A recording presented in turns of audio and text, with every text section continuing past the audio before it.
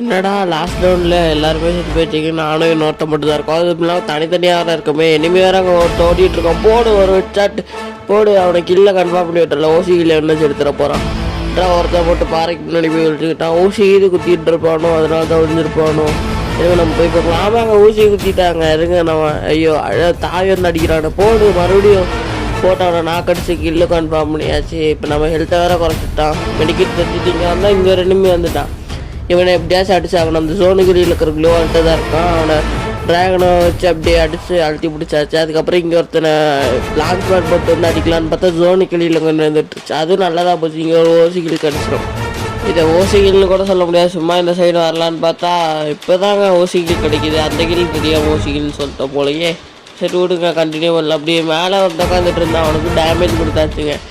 அதுக்கப்புறம் food step கேட்டுச்சு. நீங்கள் வந்தால் இங்கே ஒரு எனிமே வந்துட்டு நம்மளே போட்டு தக்கிறோம். ஊசி கூட விட மாட்டான்.